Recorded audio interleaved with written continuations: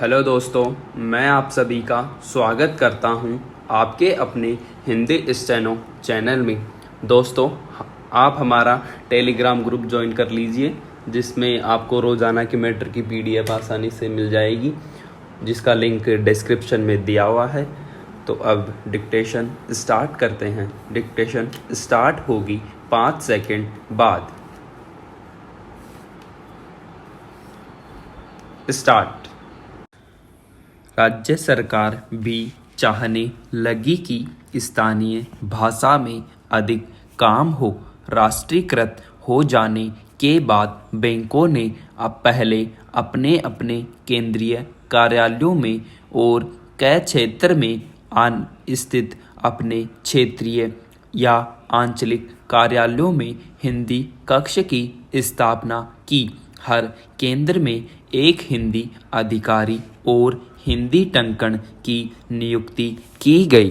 प्रत्येक कार्यालय में राजभाषा कार्यान्वयन समिति भी गठित की गई, जिसकी बैठक हर तिमाही को बुलाई जाने लगी थी।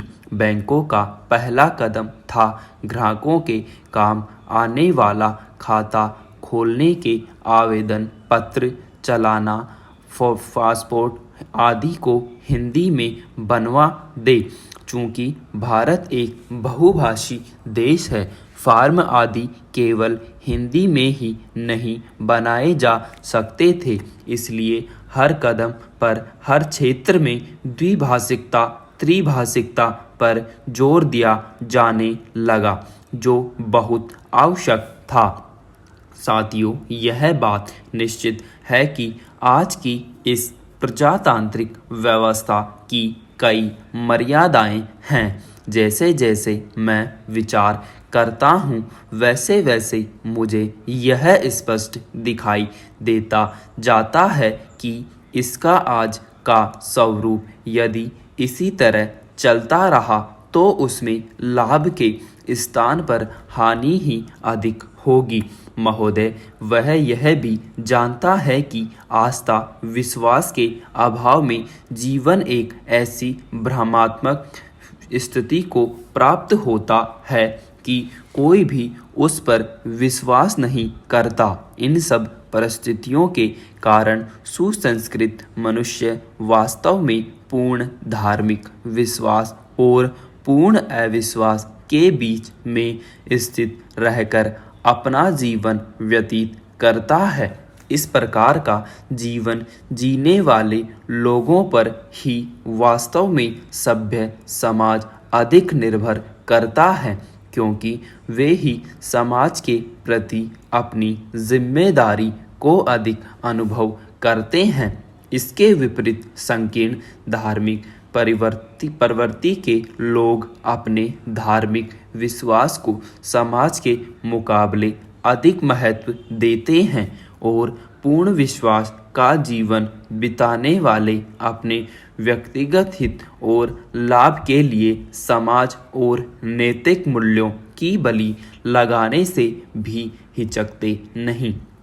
सुसंस्कृत मनुष्य का यह लक्षण होता है कि वह अपने जीवन में धर्म की सब अच्छाइयों को आत्मसात करते हुए भी धर्म के नाम पर झूठ, हिंसा, बनावट तथा अन्य अर्थहीन तत्वों से दूर रहता है। हमारे देश में इस प्रकार के बदलाव हमारी जनता, हमारे प्रबुद्ध नागरिकों और समाज एवं सरकार की साझेदारी से संचालित होते रहे हैं। हमेशा से हमारी सोच यह रही है कि ऐसे परिवर्तनों से समाज के वंचित वर्ग का और गरीबों का जीवन बेहतर बने। सभापति महोदय, इन जिलों की आबादी में अनुसूचित जातियों और जनजातियों के लोगों की संख्या अधिक है। हमारे सामने सामाजिक और आर्थिक पिरामिड में सबसे नीचे रह गए देशवासियों के जीवन स्तर को तेजी से सुधारने का अच्छा अवसर है। ग्राम स्वराज अभियान का कार्य केवल सरकार द्वारा नहीं किया जा रहा, यह अभियान सरकार और समाज के संयुक्त प्रयास से चल रहा है।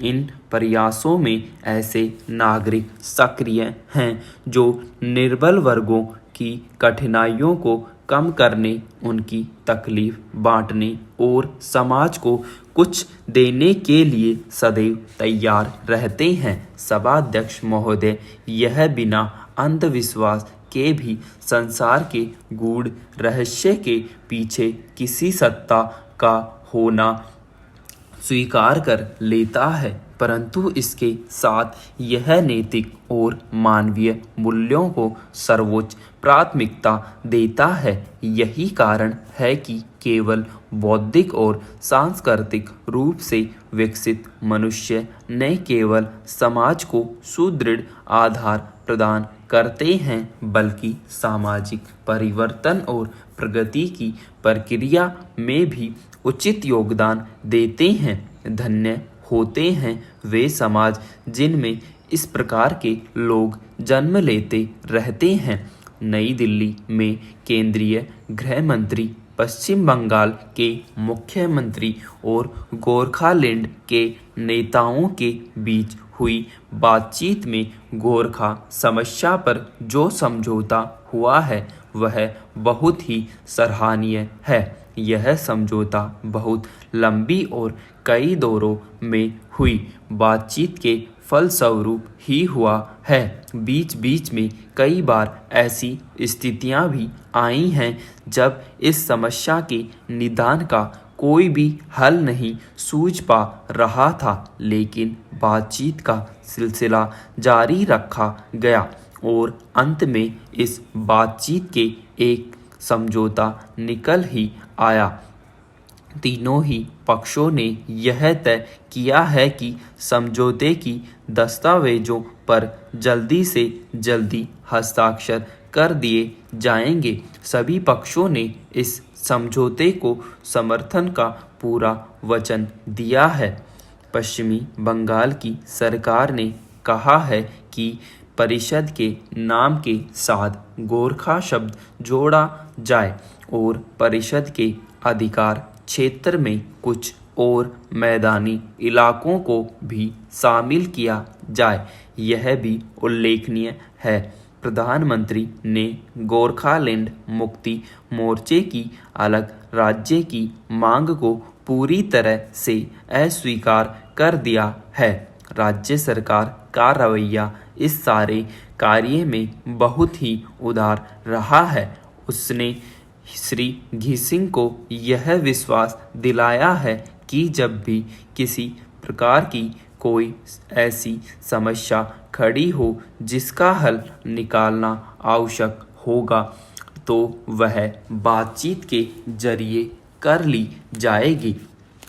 इस प्रकार के 2 साल से भी अधिक समय से चली आ रही इस समस्या का समाधान खोजने का काम केंद्र सरकार के सहारे ही हो सका है।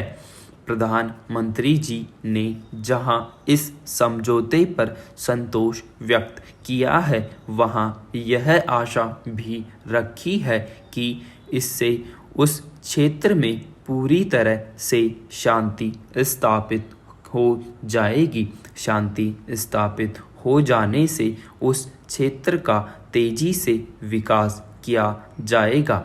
वहाँ के लोगों को रहने की, भोजन की, नौकरी की तथा अन्य प्रकार की सुविधाएं सुलभ हो सकेंगी। उस समय बहुत से लोगों ने यह सवाल उठाया था कि इन सब बातों का भला स्वाधीनता संग्राम के साथ क्या लेना देना है।